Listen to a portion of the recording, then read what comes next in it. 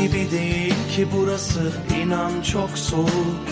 Susmayı öğrendi yazık içimdeki çocuk. Yüzümü kime dönüp gülsem buradan da soğuk. Kalbimin yerini aldı kocaman bir oyuk. Ah, geri gelse de bir görse babam.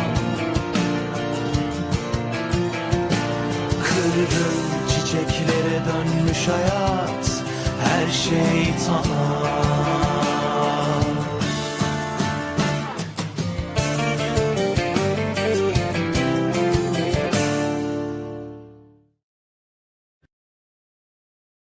بچه‌ها حواستون رو جمع کنین. بیشتر سوالات امتحان فردا از این قسمت میاد. از الان میگم که بدونین. آقا معلم فردا امتحان داریم؟ بله. وای بدبخت شدیم، حتما نمره نمیاریم. با هم تمرین میکنیم، قصه نخور.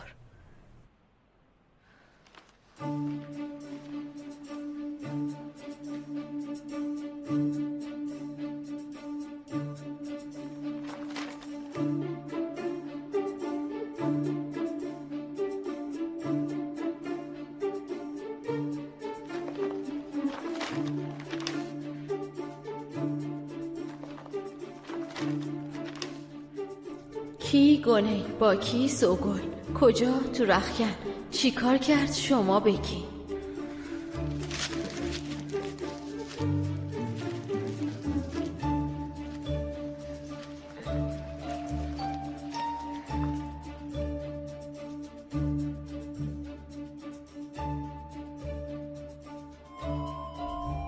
بچه‌ها فردا سر امتحان میبینمتون. خوب بخونید. اوه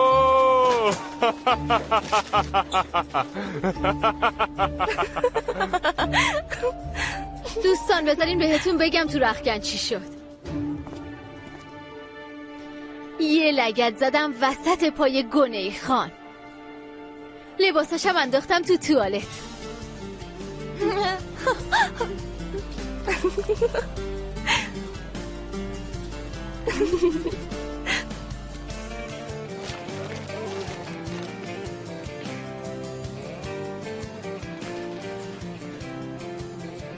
معذرت میخوام داداش، خیلی منو تحت فشار گذاشتن، مجبور شدم یکی از دوتا رازمونو بگم. پسره رو فروختی. دهن لب حرف نزن بابا. یه لحظه وایسا ببینم. بکش دستتو. منو نگاه کن. فکر نکن اگه نشون بدی خیلی شجاعی کسی کاریت نداره. عاقل باشه حوصله منو سر نبر. میگی؟ خیلی ترسیدم. چی کار میخوای بکنی؟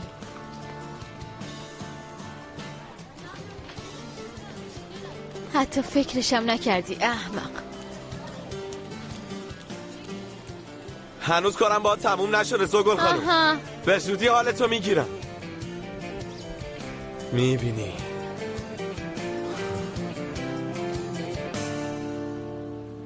خدا بد نده. بیماری که چاقو خورده تویی؟ آره منه. میدونی کی این کارو کرده؟ آره. اسمش چیه؟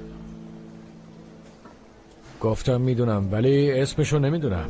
یه دختر جوون با یه پسر بود.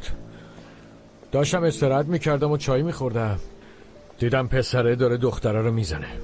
منم من باب انسانیت خواستم جلوشو بگیرم، چاقو رو در آورد فرو کرد. بعدشم فرار کردن.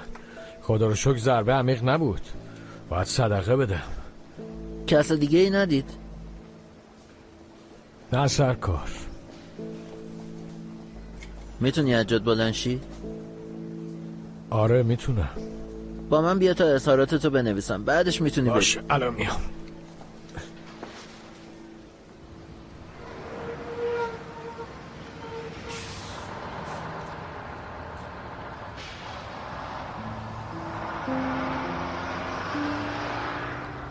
از کجا داره میاد؟ با سرکان رفته بود؟ یعنی از مدرسه فرار کردن؟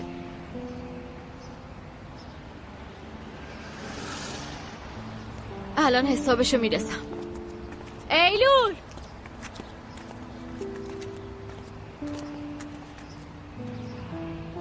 با این پسره کجا بودی؟ هیچ جا. ولی دیدم که با هم از اتوبوس پیاده شدیم. خوبه. با کسایی که باعث شدن ما بیفتیم زندان میری بیرون. واقعا که من با کسی بیرون نرفتم. اگه همین کارو من میکردم میشدم خائن و بیشرف، ولی وقتی ایلول این کارو میکنه صداتون در نمیاد. هر طور دوست داری فکر کن باشه. چه تریپی هم برمیداره. برو بیرون اصلا. کی حسوده؟ سر به سرش نذار. نگران نباشین نریمان خانم، سیفون دیگه مشکل ایجاد نمیکنه. امیدوارم. اگه بازم مشکل داشت به خودتون میگم. سیفون این توالت همیشه خراب میشه. زنگ بزنه این خودم میاد. شما پنجرم نصب میکنین درسته؟ آره. برای کجا لازم داری؟ برای اینجا، برای این شیشه ها. قاب چوبی خیلی خوبه ولی باد زیادی میاد تو اتاق. تمام زمستون لرزیدم. با قیمت مناسب درستش میکنم. نریمان خانوم بگو. چاه توالت دخترها هم گرفته، باید یه نگاهی بندازی. من نگفته بودم؟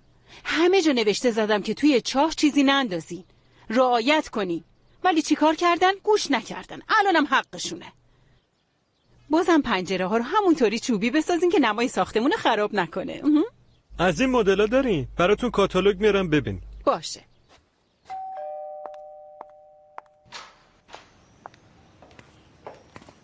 خوش اومدین.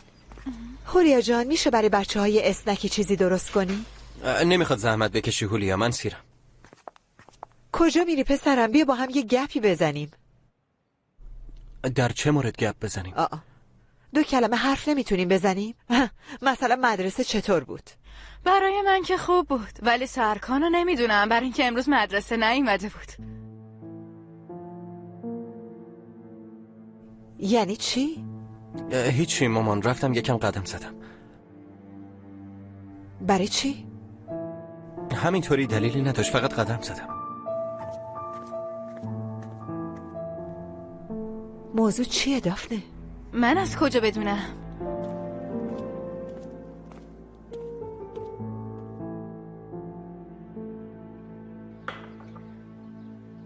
وداد راحت از زندگیت خط نزن. خیلی خوب باشه، معلومه اشتباه کرده، ولی به خدا واقعا پشیمونه. شما صحبت کردین؟ آره، دیروز زنگ زد، یه چیزایی تعریف کرد. گفت که چرا جدا شدیم؟ خب گفت که با یه دختر دیدیش. آره دیدم، حتی زیپ لباس دخترم خودم بستم. حالا من این آدم آخه چجوری ببخشم؟ پر رو با وقاحت تمام به من خیانت کرد. حق داری، حق با توه، اما هر آدمی اشتباه میکنه. وداد واقعا خیلی ناراحت بود، به هم میگفت من چجوری بدون اون زندگی کنم. ببین چی میگم، شما چند سال با هم بودین، خیلی برای هم زحمت کشیدین. یه مدت از هم فاصله بگیرین تا عصبانیتتون فروکش کنه، ولی بعدش باز همدیگر ببینین. باشه؟ نمیدونم.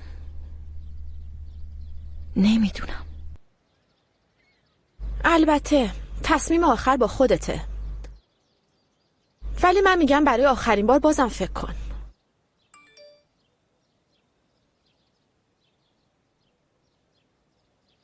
وداد مسیج داده. چی میگه؟ باورم نمیشه. چی شده؟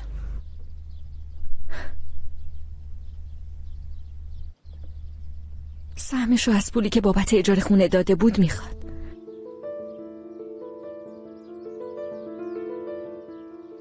مردی که احمقو ببین.